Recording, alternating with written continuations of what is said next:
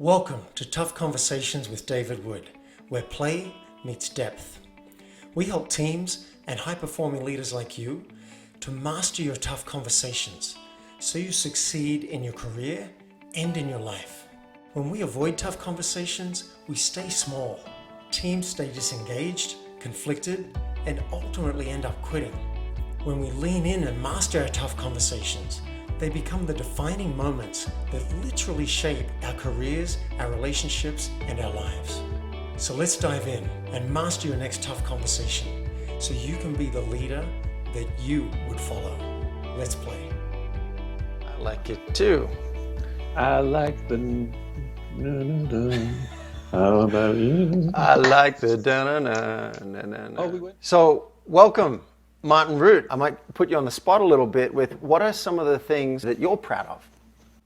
I think going for my truth, and not knowing about people's opinions, knowing about what the culture said, but finding that going for my own truth was where the juice really was.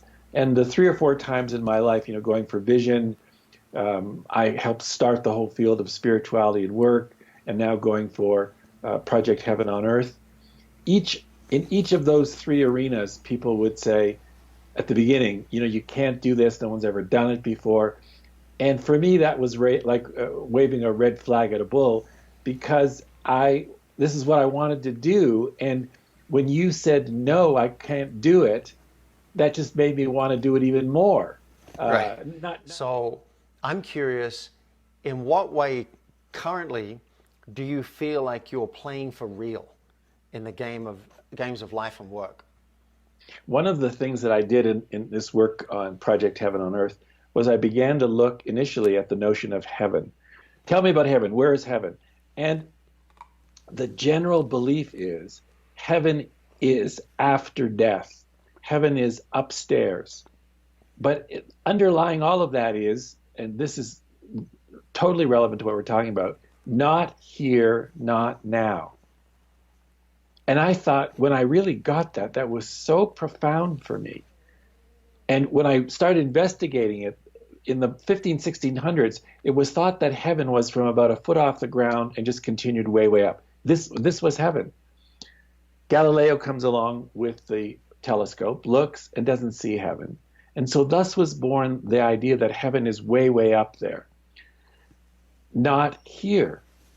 Therefore, we can have hells on earth and little bits of heaven on earth, but it's never going to be here. But think about that, David, how profound that is, that we can't have heaven here. And where does it say that we can't? It's ridiculous. Why should we have hunger and war and poverty and all the sufferings that we have in the world? It's not necessary, and we can do something about it. There are actually a number of books beginning to come out now: the end of poverty, the end of illness, the end of war, the end of the nuclear threat, the end of poverty. What's interesting is people are beginning to think about ending those sufferings, not just making them better, which is great, but ending them. So this beginning notion of, well, maybe we can have a new story here, and maybe that story can be we are actually co-creating heaven on earth. Beautiful. So again, another way to answer how do you play for real is to realize at least the possibility that heaven, however you define that for yourself, is already here and available. Yep. It's not some afterlife kind of thing. It's not even some end of life kind of thing or after you retire. It's and it may actually be here every single second it's available. And it may be after death. I don't know. But that does away with the question, well, what about here? What about now? Yeah, I love it. Very important. Very important to do. Yeah, I think I was taught, and not deliberately, but I think my parents may have inadvertently taught me about delayed gratification. And that works, and that's a fun game to play. But it's not the only game around delayed gratification. And you've just shown with your example of the plane, instant gratification is possible. Now, I want to talk about another benefit of changing your mindset around the plane, because I have an agenda that I'd like to enroll everybody in the world in the possibility of enjoying everything that happens. So one reason we've already covered is that you get to feel good in your body and you get to enjoy this moment and cut out the middleman of 20 years of striving. You can just have the goal right now. But paradoxically, almost, if you relax and enjoy the plane flight or the cancellation, what else becomes available in the real world? For people who want results, like myself, in my experience, when I'm flowing and enjoying and making a joke, people are drawn to me. They want to talk to me. I might even have 5 or 6 people at the airport and we're having a group conversation now. And a couple are totally stressing out, but people might start to lighten a little bit. And maybe I get my next client out of that conversation or get upgraded to business class or first class just because my energy is different. Have you found that can be, paradoxically, if you give up the result, you might get more results? True. It doesn't make sense, but I'm suggesting people try it. Just say, okay, I got it. This is not working the way I want. Stop. Okay, that's my judgment. I say it's not working the way I want. Good. Now let me change. And I'm saying, this is perfect. This is wonderful. I'm going to just lean back and enjoy this, and let's see what happens. And then the next day, when I got on the plane, it was going to TLC in Hawaii, actually. I just remembered. Lisa Nichols, our friend Lisa Nichols, there she was on the plane. We had the whole time from LA to Hawaii together. Great. Remind me of the story of the farmer. Farmer's son finds a horse, and the people of the village go, that was lucky. He says, we'll see. And then the son breaks a leg, and the village people say, that was very unlucky. He said, we'll see. And then there's a war, and they come to take the son to war, but he's got a broken leg, so he gets out of it. And they said, that was very lucky. He goes, we'll see. We don't know. I want to know, how do you not play for real?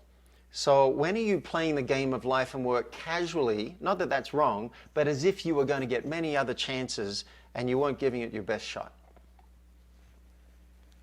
The thing that I've been noticing lately about playing not for real, the first thing that popped in my mind was my internet addiction. I've been really, really honing in on that. I mean, as you know, we've had many discussions about that. And it's beginning, I can see, to change. And so the notion of addiction, whether it's to drugs, booze, I don't have any of that, so gambling, whatever, is you're away. You think the addiction is going to fulfill what's not being fulfilled. And so I'm beginning to look at what's underneath the addiction that really I don't want to be with, the anxiety, the fear, all the stuff that's going on in my head. And that's becoming extremely fertile ground. Tough work, but fertile. And so I think that's your question about where you're not playing for real.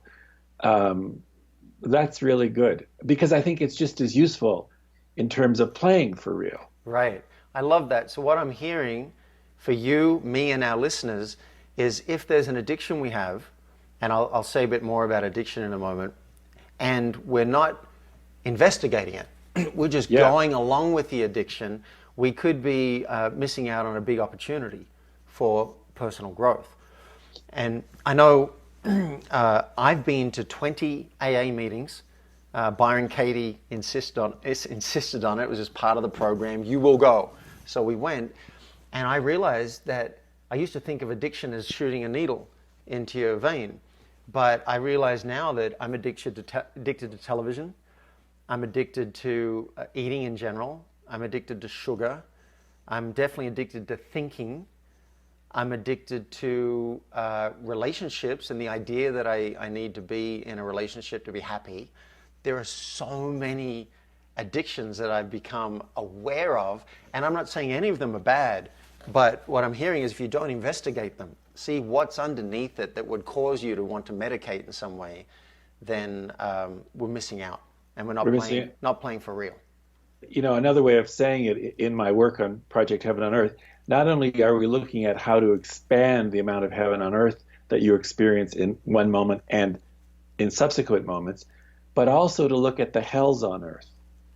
One of the chapters in my book is about the sufferings, ending a suffering. So what is a hell on earth for you, whether it's personal, relationship, out in the world? And what simple little action can you take today to begin to end that hell? People say, oh, heaven on earth, it's all wonderful. Yeah, it's good stuff. But you also need, I believe, to look at the hells on earth and clean those up. So hearing that, I'm thinking that if I looked at my life and work and relationships, and I've been breaking things into 3 areas recently, like myself, my relationships, family, friends, and partner, and then my work. So if I looked at all those and I wrote down what was hell for me, the stuff that was really bugging me, or as Thomas Leonard used to say, your tolerations. Yeah. Put down all your tolerations and then go and address those. Your enjoyment of the game of life, I imagine, would go up. Huge. Yeah. Huge. Yeah.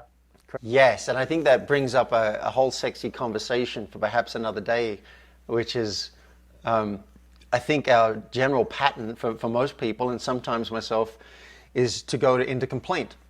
Just that's the way we do it. I can just complain. Oh, it shouldn't be like this. And I don't know who said this, but I should track it down. Complaint is a lazy desire. Ooh, I like that. Yeah, isn't that I like that. It is good. There's a desire that wants to come out, and it's not being expressed, not working. So complaint can be a great doorway. I remember a friend of mine who passed away. He was in AA, and we were talking about resentment one day, and I was saying, I've got these resentments, blah, blah. And he said, resentment is you drinking poison and waiting for the other guy to die. I loved it. Well, Martin, I love this, and I know we've both got calls after this. I want to ask, before I ask you to give a plug for your website or your book, is there anything you'd like to say about truth, daring, or caring as it pertains to playing for real before we wrap up? Daring is a wonderfully powerful word, but it also can be a very soft, okay, I'm just going to do this. Caring about yourself, about another, about others, and about our human family and our world. So part of what I'm saying in Project Heaven on Earth is I'm asking you to be responsible, and don't go crazy on this, but I'm asking you to be responsible for having our world work. And I think because you are a human being, you can be responsible for having our world work and taking a very simple action each day to have more heaven on earth. The other thing, of course, is a plug for the book, Project Heaven on Earth, available on, I'll push that up a little longer, Project Heaven on Earth, available on Amazon globally. And I read your book in Colombia, and what I loved about it is within about 17 pages, I had something practical I could do to affect the world. In a small way, I had something practical. It wasn't this massive project that was too much. I was like, oh, wait a minute. There's one thing I could do, and that felt good. So projectheavenonearth.com, get Martin's course if you'd like some practical help on how to apply creating heaven on earth for yourself right now or realizing it. And it's a great book as well. Thank you, Martin. Thank you, David. Thank you for your work in the world. You've been listening to Tough Conversations with David Wood. Now it's action time. Mastering your tough conversations will have a major impact on your team, your company, and you as a high-performing executive or entrepreneur. If you're ready, request a discovery session with me at playforreal.life so we can transform your team, your company, and you. And if you've enjoyed this episode, I would love you to help me spread this message of tough conversations in a very simple way. Just leave a public review at playforreal.life/podcast. And you may hear me read it out loud and thank you live on a future podcast. Now, let's play.